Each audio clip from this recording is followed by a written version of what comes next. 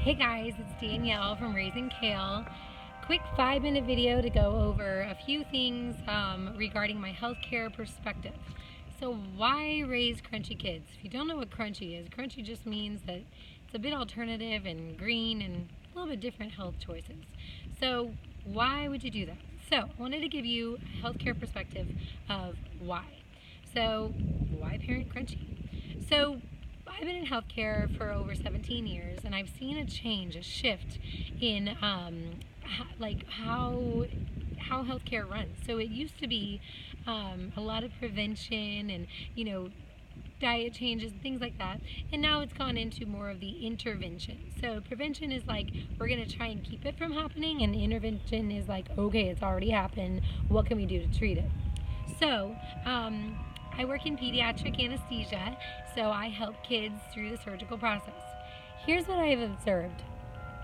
I have observed an immense amount of ear infections and ear tubes, and it's just amazing how many of these we're doing. So I tried to find some numbers online of how many ear tubes we have inserted in the past few years, and I had a hard time, but I did find a quote from 2006 that said that there were about 500,000 ear tube placements, and they researched it and said about a third of them may not have even been necessary. So why is that number so astronomical? Why are there so many ear infections all of a sudden and ear tube placements and things like that? So my friend and colleague, Dr. Julie Way, is an ENT, pediatric ENT, and she has an amazing website. So I want you to check it out. It's drjulieway.com, and I'll link it there so that you can see it and just click and go. She has an amazing take on this, and it's called the milk and cookies disease.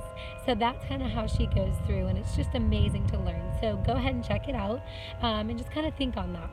So another thing that I've observed is cavities, like these kids that are, really, really young. I mean, they've just gotten their new teeth. They are starting to get these cavities at a really, really young age. And it's like, why? Why are they getting so many cavities? And why are they getting cavities so bad that they need extractions and fillings and all of those things? So you really want to ponder those things. Like, instead of just taking word for it, kind of research it. I would really firmly advocate that you do that. That's exactly where my journey started. I observed it. I had a backstage pass, so to speak, to what was going on in the pediatric community. And I thought, I'm going to make a change for my kids, and for not only my kids, but our whole generation. And you can too. That's why I'm here, baby steps. So another thing I observed a lot of and an increase of is stomach pain and irritable bowel and digestion issues and malnutrition and all of those things that are going on in these otherwise healthy children.